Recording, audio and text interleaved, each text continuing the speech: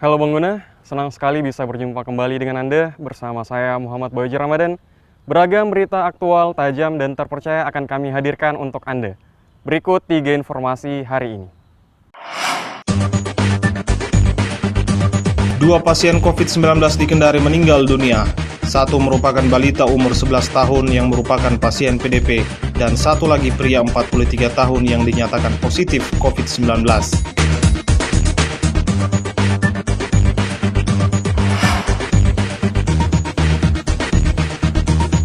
Akibat diterjang gelombang tinggi, sebuah kapal nelayan berjenis longboat mengalami patah as kemudi di perairan Kapota Wakatobi.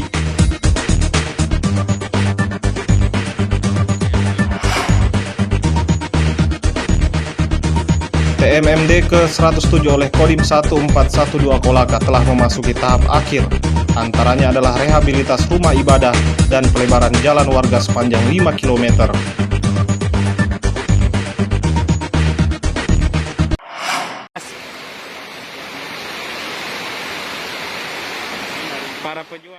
Inilah video amatir pemakaman salah satu pasien positif COVID-19 di Kendari, Sulawesi Tenggara yang dilakukan oleh para petugas medis di tengah guguran hujan.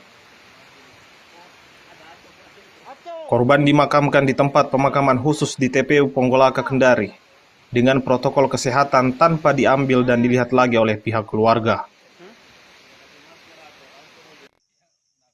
Pasien yang meninggal pria berusia 35 tahun asal kota Kendari yang dinyatakan positif dari hasil uji swab yang sebelumnya dirawat di Rumah Sakit Bahtera Mas Kendari. Diketahui korban memiliki riwayat penyakit bawaan yakni gangguan ginjal dan telah melakukan cuci darah sebanyak 3 kali di salah satu rumah sakit swasta di Kendari. Sementara itu, korban lainnya yang meninggal merupakan balita berumur 11 bulan yang juga berasal dari kota Kendari, namun masih berstatus pasien dalam pengawasan atau PDP. Pada malam hari tadi, 2 pasien yang terkait dengan COVID-19 meninggal dunia, yang terdiri dari 1 bayi laki-laki 11 bulan dengan status PDP.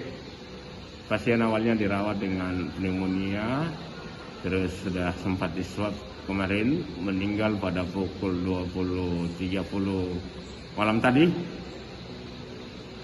Hasil pemeriksaan swab masih dikirim ke BBLK Makassar dan menunggu hasil. Yang kedua adalah laki-laki 35 tahun dengan kategori konfirmasi positif. Pasien meninggal kurang lebih jam 02.00 dini hari Sabtu. Pasien ini meninggal dengan penyakit penyerta yaitu gagal ginjal dan menjalani hemodialisis atau cuci darah reguler. Jadi kami tegaskan sekali lagi, yang meninggal 1 terkonfirmasi, 1 masih status PDP. Demikian yang bisa kami sampaikan. Kami akhiri. Assalamualaikum warahmatullahi wabarakatuh. Untuk data sampai hari ini, jumlah kasus positif COVID-19 di Sulawesi Tenggara telah mencapai 16 kasus. 14 kasus masih dalam perawatan dan 1 telah dinyatakan sembuh. Sedangkan 1 orang meninggal dunia. Randi Ardiansyah melaporkan dari Kendari.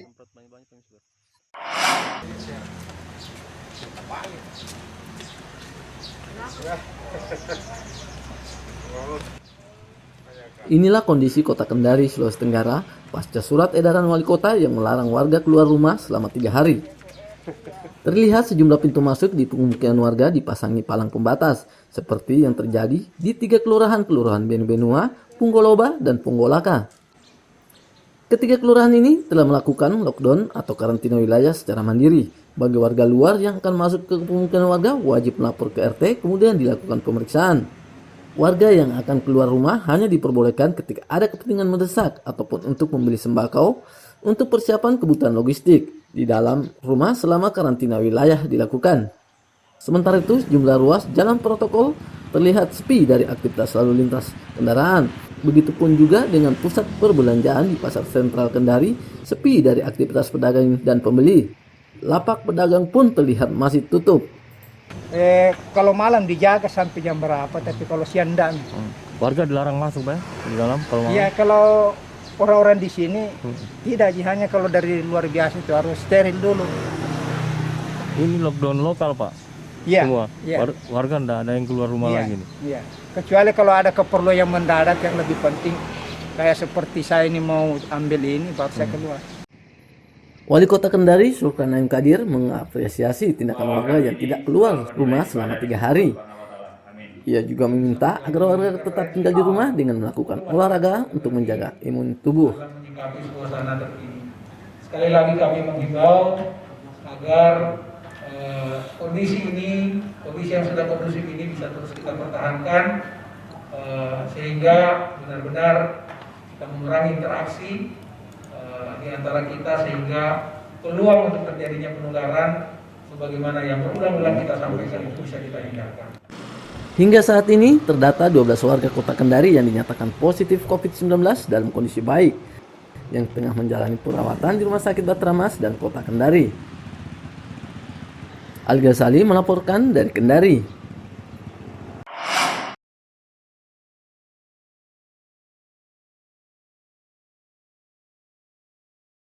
Menyikapi kondisi terkait perkembangan COVID-19 di Kendari dan berbagai daerah lainnya, pemerintah kota menghimbau kepada seluruh masyarakat untuk tidak pulang kampung dan tetap berada di dalam kota selama menjelang Ramadan. Begitu juga sebaliknya, warga yang masih berada di wilayah transmisi lokal seperti Jakarta, Bandung, Surabaya, dan Makassar untuk tidak kembali ke kota Kendari. Berdasarkan data Tim Gugus Tugas Percepatan Penanganan COVID-19 Kota Kendari, jumlah orang dalam pemantauan ODP, pasien dalam pengawasan PDP, dan yang positif corona di Kota Kendari sangat tinggi dibandingkan kabupaten kota lainnya di Sulawesi Tenggara, yakni 136 ODP, 29 PDP, dan 12 positif.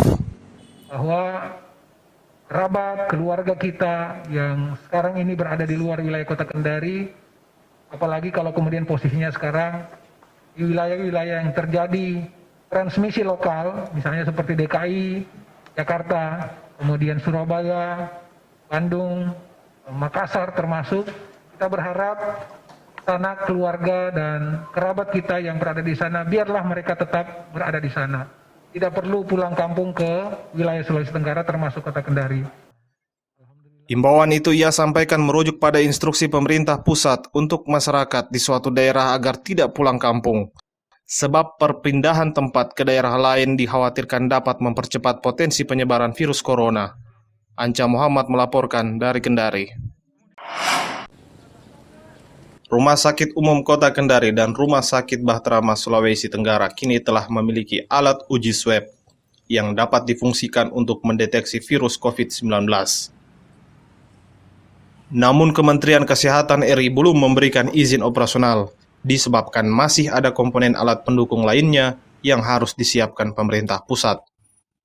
Selain itu, diperlukan manajemen khusus pada protokol security laboratorium apabila Sulawesi Tenggara ditunjuk melakukan pemeriksaan uji swab secara mandiri. Batramas juga punya alat begitu, tetapi itu diagnostik selama ini yang kita pakai untuk TB baru.